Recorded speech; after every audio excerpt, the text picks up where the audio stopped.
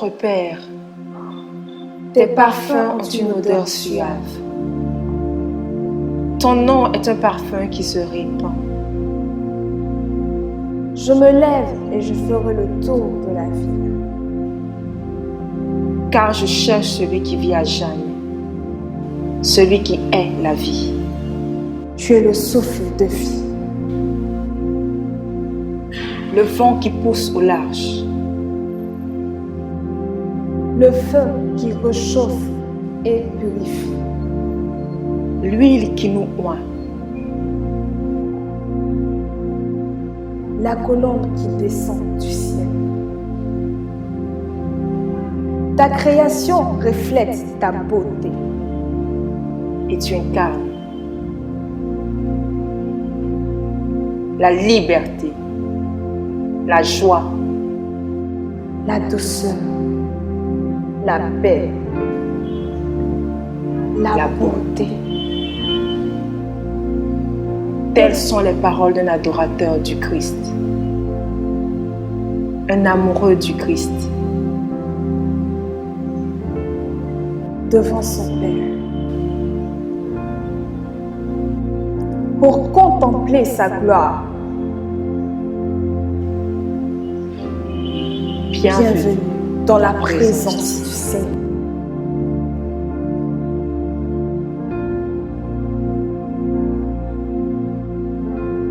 Soupirant, inonde, inonde, inonde, inonde, inonde.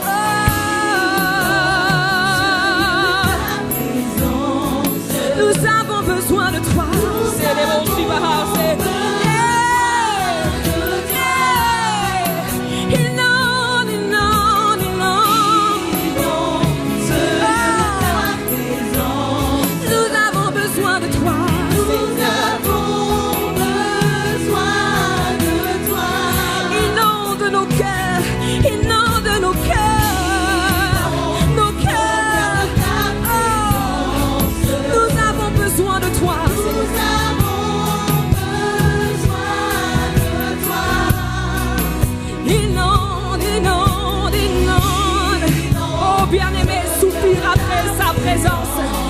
plus que jamais, nous avons besoin de sa présence. Plus que jamais, nous avons besoin de son intervention. C'est le moment de soupirer là où tu es. C'est le moment de soupirer là où tu es. De tout ton cœur, de tout ton cœur. Réclame sa présence, réclame son intervention. Inonde, inonde, inonde, inonde, inonde. Les rebos qui m'adorent, les rebos. Nous avons tellement besoin de toi.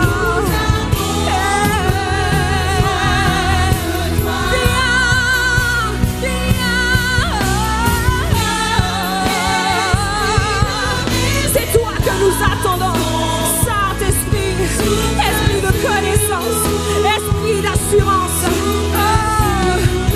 Viens, esprit de révélation.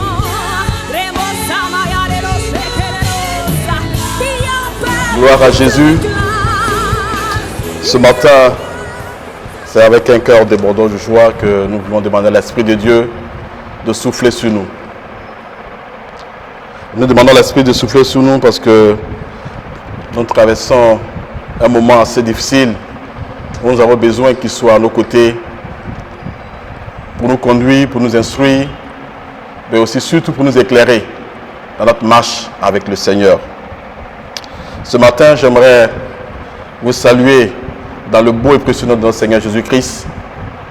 Cela fait déjà quelque temps que nous ne sommes pas vus, mais nous voulons ce matin bénir le Seigneur qui permet qu'au travers de ce message, nous pouvons nous rencontrer au travers des ondes. Nous bénissons le Seigneur pour sa protection sur chacun de vous. Merci à Christ pour la santé qu'il vous donne et pour la force qu'il vous donne de lui demeurer fidèle. J'aimerais aussi vous dire merci pour votre action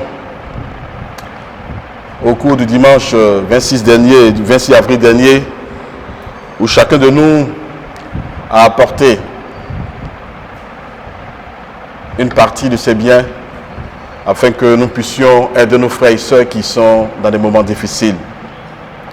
Je prie que le Seigneur puisse vous bénir et qu'il puisse remplacer ce que vous avez donné selon sa volonté et selon sa bénédiction. Au cours de la semaine prochaine, nous allons procéder à la distribution de ces dons que nous avons pu acquérir grâce à votre soutien. Nous voulons partager ces dons-là avec nos frères et sœurs qui traversent des moments difficiles. Et je prie que nous puissions continuer dans cet élan de solidarité à nous soutenir mutuellement pour que le nom de notre Seigneur soit glorifié.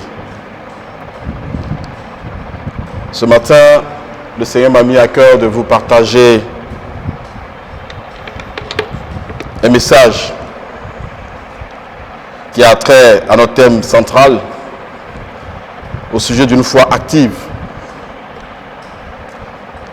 Ce matin, nous allons ensemble méditer comment est-ce que notre foi active peut produire des miracles. En tant que chrétien, la foi dont nous confessons est une foi qui doit produire des miracles. Parce que notre Seigneur nous l'a dit, qu'il y a des œuvres qui vont nous accompagner lorsque nous allons annoncer son message. Et notre foi est basée sur ce message-là. Alors si notre foi est active, elle devrait produire des miracles. Et ce matin, nous allons, à la lumière de la parole de Dieu, voir comment est-ce que, en tant que chrétien, notre foi active devrait pouvoir produire des miracles. Et pour cela, j'aimerais vous inviter à lire avec moi deux passages. Le premier passage, c'est le passage de Acte 3, du verset 2 au verset 16. Et le second sera celui de 1 Corinthiens 4, le verset 20. Si vous y êtes, nous allons ensemble faire la lecture, en commençant par Acte, le chapitre 3, du verset 2 au verset 16. Il est écrit: il y avait un homme boiteux de naissance, qu'on portait et qu'on plaçait tous les jours à la porte du temple, appelé la Belle, pour qu'il demandât l'aumône à ceux qui entraient dans le temple. Cet homme, voyant Pierre et Jean qui allaient y entrer, leur demanda l'aumône. Pierre, de même que Jean, fixa les yeux sur lui et dit: regarde-nous. Et il les regardait attentivement, s'attendant à recevoir d'eux quelque chose. Alors Pierre lui dit: je n'ai ni argent, ni or, mais ce que j'ai, je te le donne. Au nom de Jésus de Nazareth, lève-toi et marche. Et le prenant par la main droite, il le fit lever. Au même instant, ses pieds et ses chevilles devinrent fermes. D'un saut, il fut debout et il se mit à marcher. Il entra avec eux dans le temple, marchant et sautant et louant Dieu. Tout le monde le vit marchant et louant Dieu. Il reconnaissait que c'était celui qui était assis à la belle porte du temple pour demander l'aumône. Et il fut rempli d'étonnement et de surprise au sujet de ce qui lui était arrivé. Comme il n'était pas Pierre et Jean, tout le peuple étonné accourut vers eux au portique dit de Salomon. Pierre, voyant cela, dit au peuple: hommes israélites, pourquoi vous étonnez-vous de cela? Pourquoi avez-vous les regards fixés sur nous comme si c'était par notre propre puissance ou par notre piété que nous eussions fait marcher cet homme? Le Dieu d'Abraham, d'Isaac et de Jacob, le Dieu de nos pères, a glorifié son serviteur Jésus, que vous avez livré et régné devant Pilate, qui était d'avis qu'on le relâcha. Vous avez régné le saint et le juste. Vous avez demandé qu'on vous accordât la grâce des meurtriers. Vous avez fait mourir le prince de la vie, que Dieu a ressuscité des morts, nous en sommes témoins. C'est par la foi en son nom que son nom a raffermi celui que vous voyez et connaissez. C'est la foi en lui qui a donné à cet homme cette entière guérison en présence de vous tous. Et maintenant, frères, je sais que vous agissez par errance ainsi que vos chefs. Amen.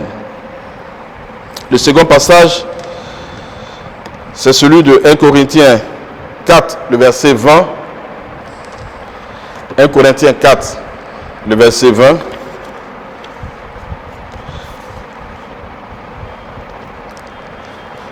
« 1 Corinthiens 4, verset 20 nous dit « Car le royaume de Dieu ne consiste pas en parole, mais en puissance. » Amen. Le royaume de Dieu ne consiste pas en parole, mais en puissance. Amen. Ce sont ces deux passages qui vont nous aider ce matin à méditer, à voir comment est-ce que, en tant que chrétien, notre foi active devrait produire des miracles. Dans notre passage de Actes chapitre 3 que nous avons lu, il nous est parlé de la guérison d'un boiteux de naissance par Pierre.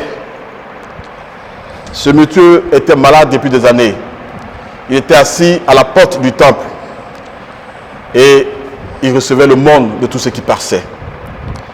Ce jour-là, comme à l'accoutumée, il était là et il attendait de recevoir le monde. Pierre et Jean, à l'heure de la prière, montaient au temple pour prier. Et lorsqu'ils sont arrivés à son niveau, ce monsieur, comme d'habitude, a sollicité de leur part une aumône. Et Pierre et Jean,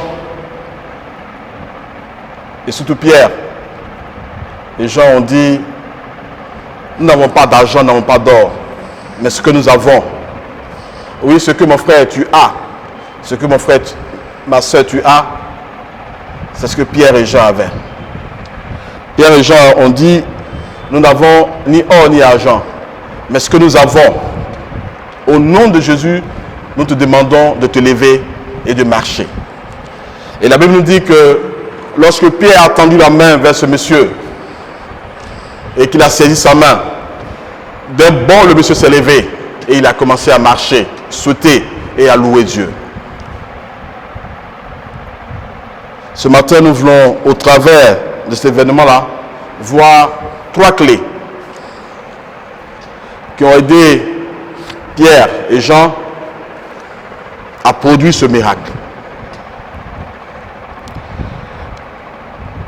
La première clé que j'aimerais que nous puissions ensemble voir, c'est que nous devons naître de nouveau. Pierre et Jean étaient nés de nouveau. C'était la première clé. Lisons ensemble Romains 5, le verset 19.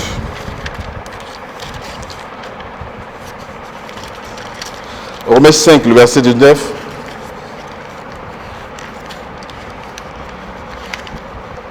Romains 5, le verset 19. Il est écrit, car comme par la désobéissance d'un seul homme, beaucoup ont été rendus pécheurs, de même, par l'obéissance d'un seul, beaucoup seront rendus justes. Dans ce passage de Romains, il nous est dit que le péché est rentré dans le monde par un seul homme, Adam. Et au travers de cela, nous tous, nous avons été rendus pécheurs. Mais Dieu soit loué.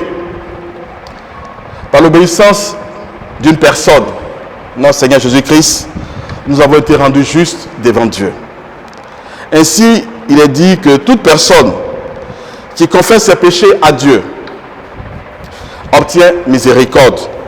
C'est là que commence le miracle de la nouvelle naissance. Mon frère, ma soeur, la première clé, comme je l'ai dit, c'est la nouvelle naissance. Si tu veux que ta foi produise des miracles, il faut que tu naisses de nouveau. Il faut que tu naisses de nouveau parce que le Seigneur lui-même l'a dit. En Jean 3, 3, si quelqu'un ne naît de nouveau, il ne peut voir le royaume des cieux. Nous ne pouvons pas nous prétendre être enfants du royaume des cieux si nous n'avons pas la nouvelle naissance. Si nous ne sommes pas passés par la nouvelle naissance. J'aimerais ce matin préciser une chose. Nous sommes tous des créatures de Dieu, mais nous ne sommes pas tous des enfants de Dieu. Ça peut choquer. mais c'est la vérité selon la parole de Dieu. Dieu nous a tous créés. Mais selon la parole de Dieu, nous ne sommes pas tous enfants de Dieu. Et ce matin, on peut se poser la question, comment devenir enfant de Dieu? Quand nous lisons Jean 1,12, il est écrit, mais à tous ceux qui l'ont reçu, à ceux qui croient en son nom, elle a donné le pouvoir de devenir enfant de Dieu. Au travers de ce passage, je nous ai dit que pour être enfant de Dieu, il faut recevoir Christ. Il faut croire en son nom, alors tu deviendras enfant de Dieu. Dans 2 Corinthiens 5, 19, il est écrit, si quelqu'un est en Christ, il est une nouvelle créature. Les choses anciennes sont passées, voici, toutes choses sont devenues nouvelles. Voici, toutes choses sont devenues nouvelles. Quand nous nous souvenons, il y a quelque temps de cela, nous avons commémoré la Pâque. Et Pierre et Jean, qui aujourd'hui, dans notre passage, de par leur foi en Jésus-Christ, ont guéri ce boiteux.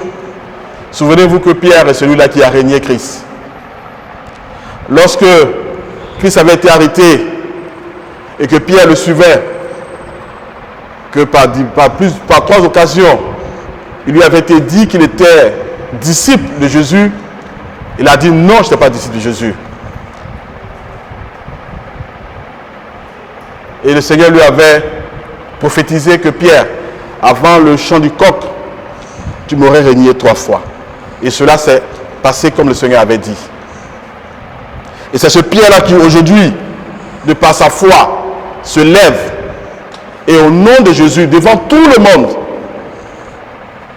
ordonne à ce boiteux de se lever et de marcher. Pierre est passé par la nouvelle naissance. Parce que quand le Seigneur est revenu de la mort, il a confié une mission à Pierre. Il a demandé à Pierre, Pierre, m'aimes-tu?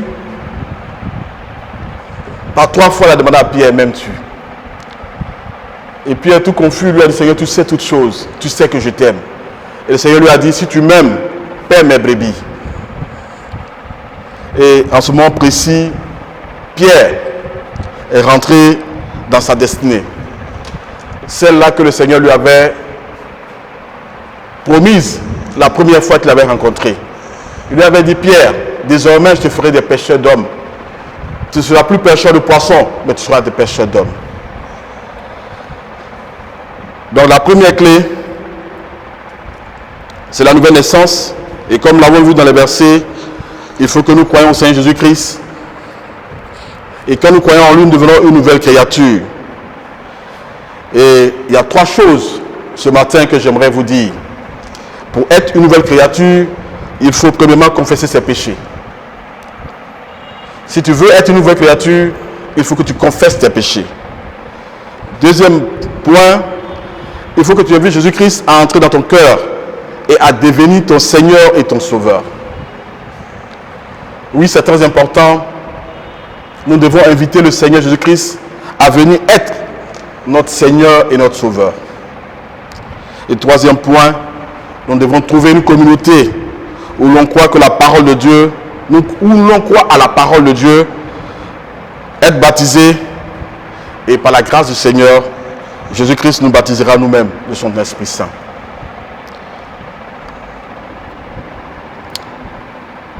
La deuxième clé qui nous est révélée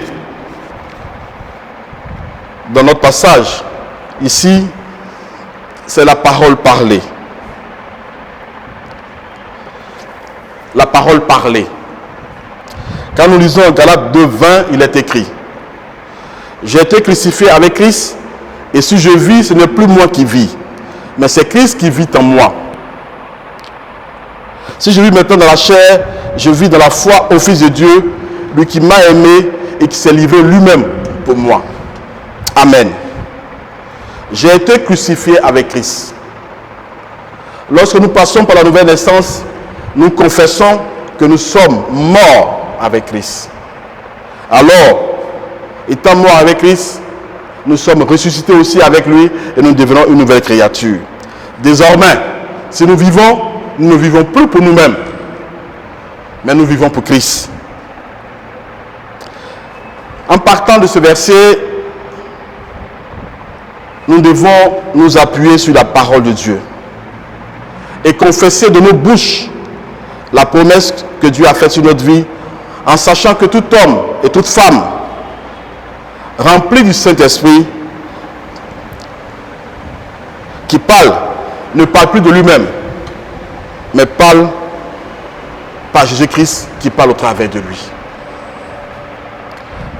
Ce verset nous dit que si désormais nous sommes chrétiens,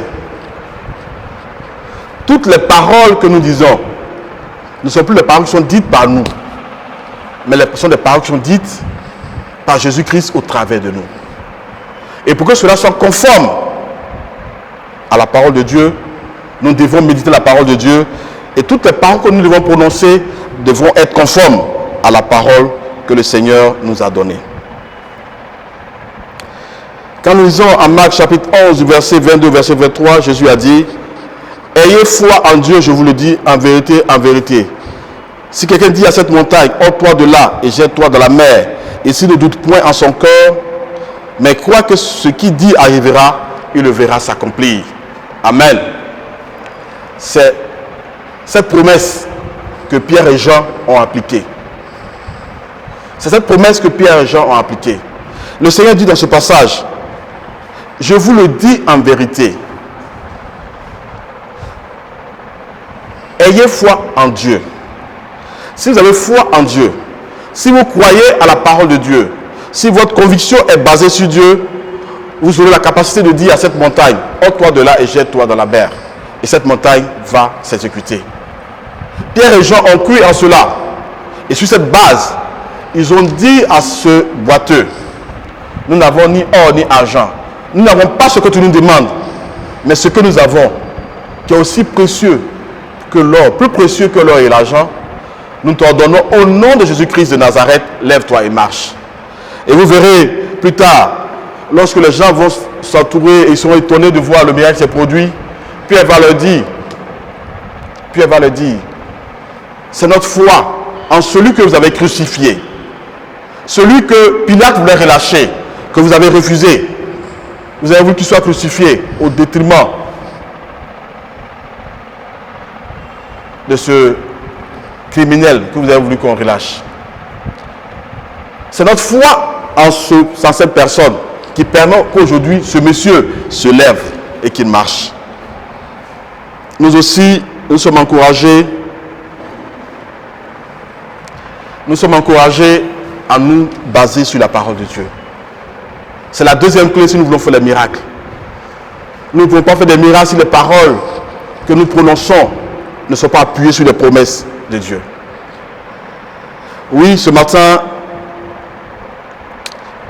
le Seigneur nous interpelle sur notre manière de vivre notre foi. Le Seigneur, dans le passage que nous avons lu tout à l'heure, n'a pas dit que nous allons parler à Dieu pour que la montagne se lève. Et lisons bien. Il a dit: ayez foi en Dieu, je vous le dis en vérité. Si quelqu'un dit à cette montagne: ôte-toi de là et jette-toi la mer, et s'il ne doute pas en son cœur, mais croit ce qu'il arrive, il le verra s'accomplir. Amen. Il a dit: si nous avons foi en Dieu, nous aurons la capacité de dire à cette montagne: ôte-toi de là. Oui, mes frères et sœurs, très souvent, nous oublions que notre foi doit être basée sur les promesses de Dieu. Lorsque nous sommes malades, lorsque nous avons des difficultés, lorsque nous sommes en face des problèmes, nous souhaitons que ce soit notre frère qui prie pour nous. Nous souhaitons que ce soit notre soeur qui prie pour nous. Nous souhaitons que ce soit le pasteur qui prie pour nous. Alors que le Seigneur nous dit, si nous ne doutons point, et que si nous avons la foi en ses promesses, nous avons la capacité de dire à cette maladie, de dire à ce problème: ôte-toi de là, au nom de Jésus-Christ, et alors ce problème sortira. Oui, ce matin, sûrement, la montagne dans ta vie, ça peut être la maladie. La montagne dans ta vie, ça peut être les blessures intérieures. La montagne dans ta vie, ça peut être le rejet, le chômage, le divorce, la fatigue, les angoisses, la pauvreté. Toutes les mauvaises choses que le diable peut utiliser pour te détruire. Et ce matin, j'aimerais que tu puisses t'appuyer sur cette clé. Qui est la parole parlée, la parole donnée par Dieu. En t'appuyant sur cette parole, tu ordonnes à cette montagne de quitter ta vie au nom de Jésus-Christ. Alors, tu verras que cela s'accomplira.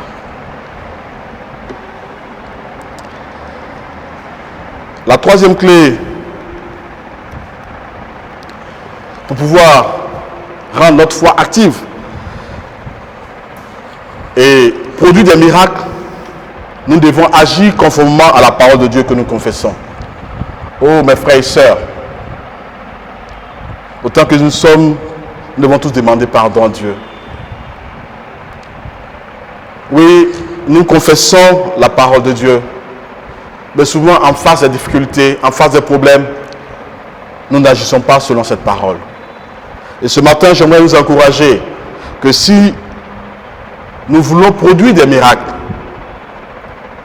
à la gloire de notre Dieu, il faut que nous puissions agir selon la parole de Dieu que nous confessons. Quand nous lisons dans Jacques 2,17, il est écrit « La foi sans les œuvres est une foi morte ». Oui, une foi sans les œuvres est une foi morte. Tu peux dire que tu as la foi, mais si tu ne la demandes pas par les œuvres d'obéissance à la parole de Dieu, sans suivre ce que les gens disent ou pensent de toi, eh bien, tu passeras ton temps à dire j'ai la foi, mais à la fin, tu n'auras rien. Oui, ce que le Seigneur attend de nous, c'est que nous puissions démontrer notre foi par l'obéissance à la parole de Dieu, par la mise en pratique de la parole de Dieu. Et alors, nous pourrons dire, comme Pierre a dit à ce boiteux, lève-toi et marche.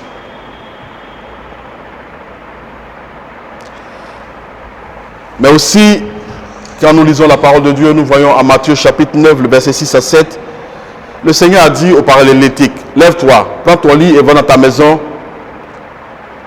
Dans ce passage de Matthieu, nous pouvons voir qu'il était évident que si le paralytique était resté sur son lit comme un légume, il ne marcherait pas non plus. Mais il a pris Dieu au mot. Sachant qu'il est écrit, il a pris Dieu au mot. Et alors, il s'est levé. Ce matin, j'aimerais vous dire, en m'appuyant sur Nombre chapitre 23, verset 19, où il est écrit que Dieu n'est point un homme pour mentir, ni le fils d'un homme pour se repentir, nous devons confesser la parole de Dieu. Pierre a agi conformément à la parole de Dieu. Pierre s'est basé sur la parole de Dieu. Oui, dans cette période que nous traversons, nous devons entretenir notre foi. Et ce matin, j'aimerais que chacun de nous puisse mettre en pratique ces trois clés que j'ai données. Parce que ces trois clés nous aideront à produire des miracles pour la gloire de Dieu. Oui, la première clé qui est la nouvelle naissance, nous sommes encouragés en confessant que Jésus-Christ est mort et ressuscité pour nous et qu'il a pris nos péchés à la croix. Cela va nous conduire à mourir à nos péchés et vivre par la justice de Christ qui est mort et qui a été blessé pour nous. Quand nous lisons 1 Pierre 2, 24, il nous a dit que le Seigneur Jésus-Christ a pris nos péchés à la croix. Et par cette action, nous sommes aussi morts à nos péchés. Et par l'acte qu'il a posé à la croix, nous sommes rendus justes par la justice dont il a été l'objet. Donc chacun de nous est encouragé à vraiment naître de nouveau. Oui, on peut avoir 20 ans, 30 ans, 15 ans de présence dans l'église sans être né de nouveau. Ce matin, j'aimerais vous encourager à faire la rencontre personnelle avec Christ au travers de la nouvelle naissance. La deuxième clé, c'est la parole parlée. Le Seigneur nous dit que notre corps est le temple du Saint-Esprit, racheté, purifié et sanctifié par son sang. Alors, nos membres, les parties de notre corps sont des instruments de justice présentés à Dieu pour son service et pour sa gloire. Le diable ne devrait plus avoir de place en nous et aucune puissance ne devrait avoir l'emprise sur nous. Aucune instabilité ne devait pouvoir nous affecter. Oui, actuellement, nous traversons cette pandémie. Ça crée beaucoup d'instabilité sur le plan social, sur le plan économique. Mais tout cela ne devrait pas nous affecter. Parce que le Dieu que nous servons, le Dieu en qui nous avons mis notre foi, est juste et fidèle à sa parole. Il nous a dit que lorsque nous traverserons la vallée de l'ombre de la mort, il ne nous abandonnera pas. Il sera là et sa houlette, son bâton va nous rassurer. Et ce matin, je prie que sa houlette, ce bâton vous rassure pendant ces moments difficiles que nous vivons. Et la troisième clé, c'est que nous devons agir selon la parole de Dieu. Oui, mes frères et sœurs, nous devons agir selon la parole de Dieu. Quand nous lisons en 3 Jean 1, 2, il est dit que la volonté de Dieu est que nous soyons en bonne santé. Amen. La volonté de Dieu, c'est que nous soyons en bonne santé. Malgré le coronavirus, la parole de Dieu nous dit que sa volonté, c'est que nous soyons en bonne santé. Et ce matin, j'aimerais que nous puissions agir en nous basant sur cette parole. Mais comment? En n'étant pas des alarmistes, en n'étant pas abattus, en étant ceux-là et celles-là qui annoncent l'espoir que le Dieu que nous servons a dit que sa volonté, c'est que nous soyons en bonne santé. Et pour être en bonne santé, il faut être enfant de Dieu. Et pour toi, en tant qu'enfant de Dieu, tu ne dois pas t'inquiéter parce que Dieu a promis que tu seras en bonne santé.